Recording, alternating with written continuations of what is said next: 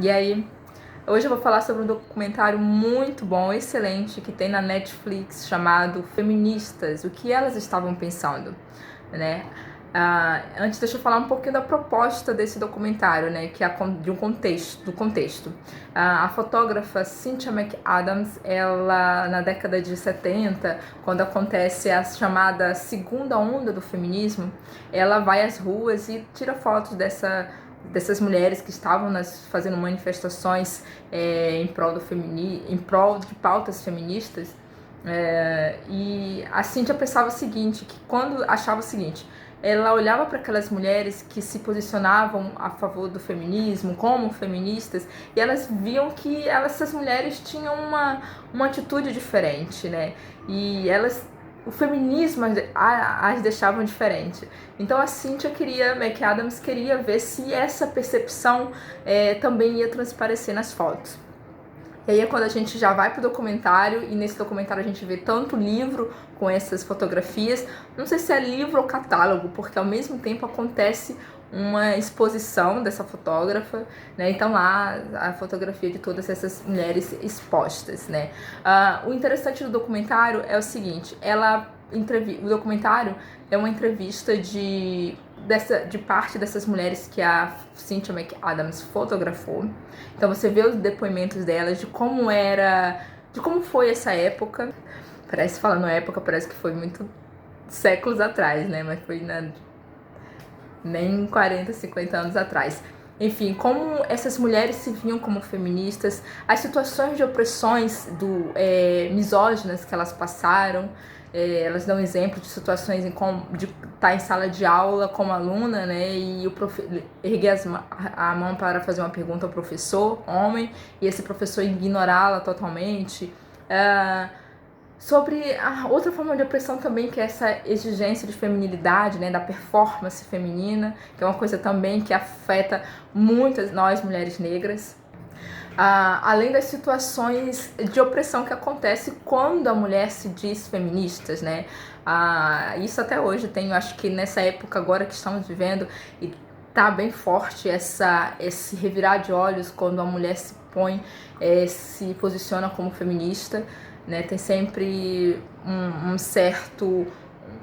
umas falas preconceituosas de tempo já taxada de sapatão, ou que odeia homens, ou que quer castrar homens, e enfim, sendo que durante séculos, né, quem foi castrada foram as mulheres. E na verdade, acho que eu vi até nesse documentário, né, foi nesse documentário que eu vi, gente, eu posso estar me enganada, assiste aí e confirma se é isso mesmo, se foi nesse documentário que uma mulher até diz assim, quem castrou os homens, não, Freud castrou as mulheres. Eu ia dizer que quem castrou os homens foi o Freud, mas não, quem castrou as mulheres foi o Freud, que nós não somos castradas.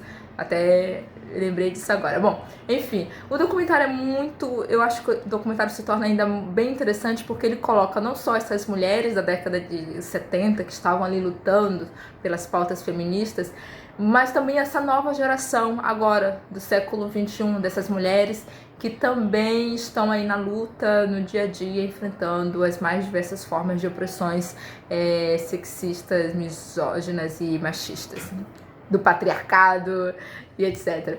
Cara, é um documentário que eu achei muito, muito interessante, mas eu fiz umas observações que faz parte até do que eu procuro ver nos filmes, nos documentários, ainda mais em um assunto como o feminismo. No começo eu até falei assim, não vai ter uma mulher negra, né? Mas aí teve. Quando teve, eu disse assim, pronto, a cota, né? Que é um termo que a gente já usa muito antes das cotas oficiais no Brasil, que é para dizer assim, por exemplo, Chiquititas, uma novela infantil do SBT, você tinha um ator, de todas aquelas meninas órfãs, você tinha uma negra, né? Você tem 20 meninas e apenas uma negra. Aí a gente chama isso de cotas, porque, né, pra dizer que tá fazendo a representação ali. Desfile de moda, tem 20 modelos brancos, uma negra. Enfim, etc e tal, por aí vai. O Big Brother, antes de 2017, 18, por exemplo, antes de 2018 para lá, por exemplo, tinha suas cotas com negros, né? Que era sempre um participante ou 2 participantes, era o mínimo de participações que tinha, fenotipicamente falando, um participante negro, né? A abertura da Copa em Londres, da Copa não, das Olimpíadas em Londres, aí tinha aquele dançarino negro no meio de 100 brancos, aí você fala, tá, o cotista, né? É uma observação que ao mesmo tempo que certas pessoas usam como para rir, para ridicularizar, né? Mas a gente usa também como forma de dizer, olha só, a branquitude tentando fazer a sua parte. Tipo isso. Mas enfim, mas no documentário tem 2 mulheres negras, uma como eu falei, da década de 70, que estava ali na década de 70 lutando, e uma outra mais jovem, fazendo a representação do agora, né, dessas feministas de agora. E aí a gente percebe muita coisa da história do feminismo da mulher negra também. Em poucos minutos que tem nesse documentário, ela entrega tudo pra gente do que a gente, enquanto mulher negra, está discutindo nas pautas feministas, né? Por exemplo, uma coisa que ela fala, e eu já vim falando aqui através de livros da Audre Lorde e da Bell Hooks, né? De como para a mulher negra, principalmente na década de 70, ela estava sendo silenciada dentro do movimento negro as suas pautas feministas, né? Não podia misturar as duas pautas, a raciais e a de gênero. E ao mesmo tempo elas não podiam, dentro do movimento das mulheres, falar sobre as pautas raciais, né? Não poderia falar sobre racismo, por exemplo, né? Era uma coisa bem... As mulheres negras estavam nessa corda bamba, né? E se elas se uniam às mulheres brancas, elas eram criticadas pelo movimento negro. E se elas trouxessem as questões raciais que estavam acontecendo naquele momento, década de 70, movimento total ainda estava respingando ainda o movimento pelos direitos civis das pessoas de cor, né? Então...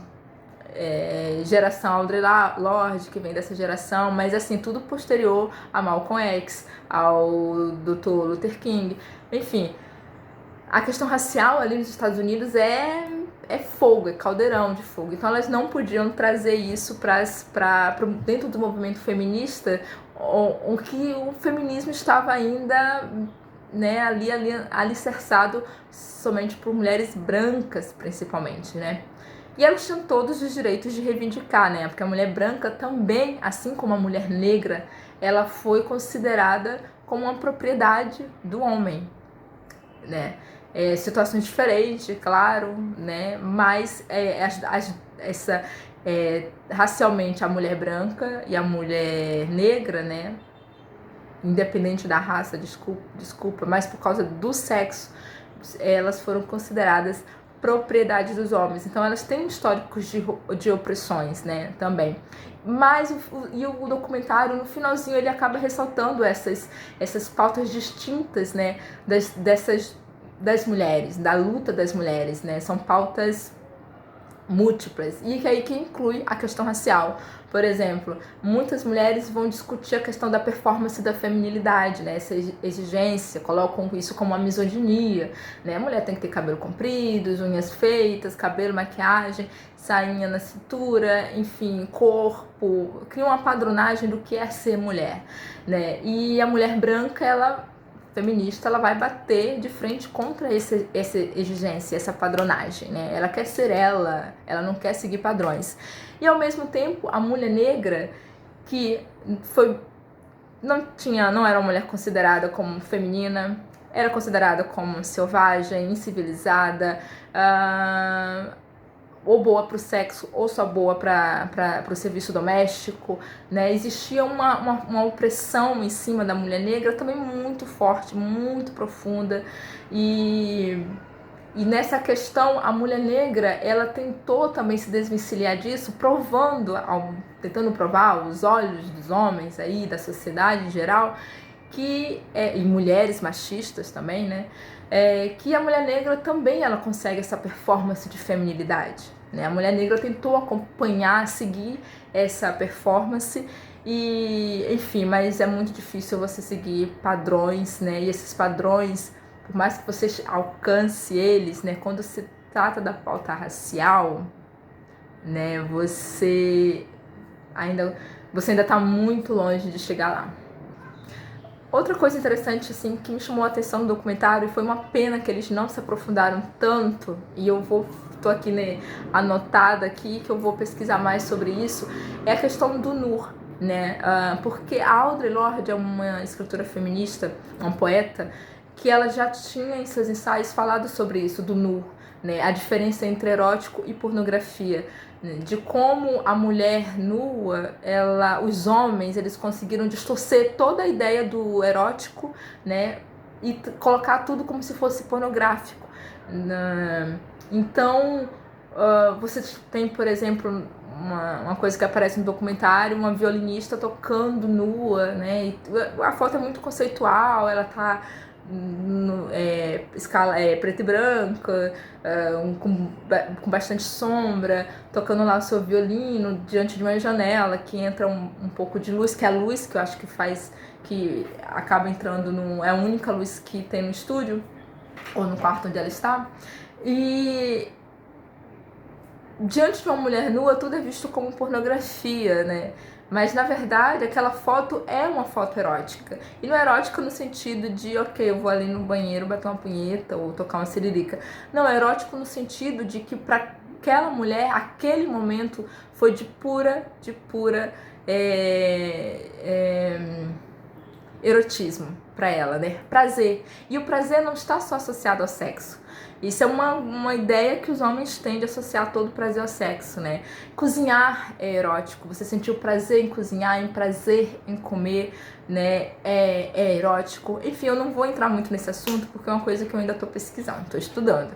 É o que eu já li através da Audre Lorde, em outras escritoras que ainda não me aprofundei tanto, e aparece bem de leve nesse documentário. Eu achei, poxa, uma pena que não falaram mais sobre isso, né? E é isso. Documentário muito interessante para se assistir. Feministas, né? A pergunta do subtítulo é o que elas estavam pensando, né? Hoje em dia seria quem tem medo das feministas?